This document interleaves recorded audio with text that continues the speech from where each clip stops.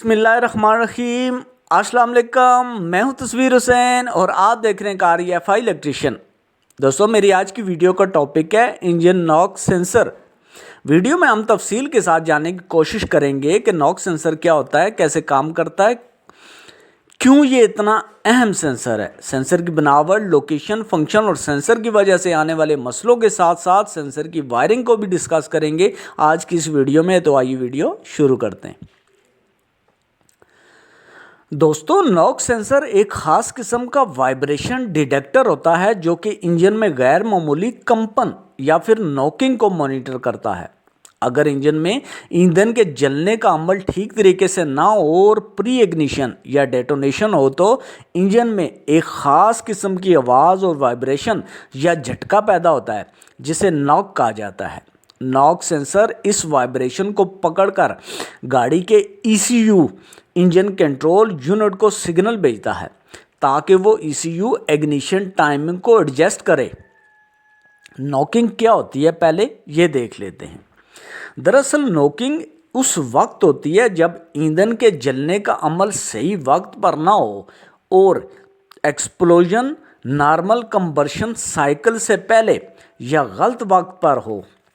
इससे इंजन में धचका या गैर मामूली प्रेशर पैदा होता है जो परफॉर्मेंस और इंजन लाइफ पर मनफी असर डाल सकता है। अगर हम बात करें नॉकिंग की वजूहात की, तो नॉकिंग कम मयार का फ्यूल इस्तेमाल करने से, इंजन टाइमिंग ठीक न होने की वजह से, गलत एयर फ्यूल रेशो की वजह से या फिर ज़्यादा दर्जा हरारत की वजह से और सिलेंडर के अंदर ज़्यादा कार्बन डिपॉजिट होने की वजह से हो सकती है। नॉक सेंसर आमतौर पर पीजो इलेक्ट्रिकल मटेरियल या फिर रेजोनेंट टाइप सेंसिंग एलिमेंट पर मुश्तमिल होता है। Piezo electrical knock sensor engine में गैर मामूली वाइब्रेशन या फिर नॉकिंग को महसूस करता है और इस वाइब्रेशन को इलेक्ट्रिकल सिग्नल में कन्वर्ट करता है और सिग्नल ECU को भेजता है। इन सिग्नल की बिया पर ECU टाइमिंग को एडजस्ट करता है, जबकि रेजोनेंट टाइप सेंसर एक ख़ास फ्रिक्वेंसी पर सेट होता है जो मखसूस इंजन वाइब्रेशन के मुताबिक काम करता है।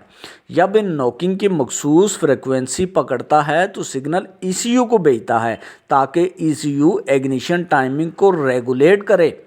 अगर सेंसर के अहम अज्जा की बात करें तो सेंसर में piezo electrical thermic element vibration को इलेक्ट्रिकल सेंसर में तब्दील करता है।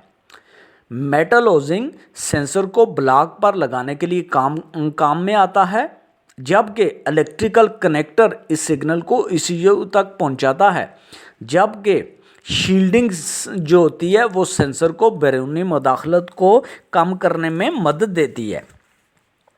अगर बात करें सेंसर की वायरिंग की, तो सेंसर एक वायर या दो वायर के होते हैं। एक वायर वाले सेंसर की वायर सिग्नल के लिए होती है, जबकि सेंसर की बॉडी ही सेंसर को ग्राउंड प्रोवाइड करती है।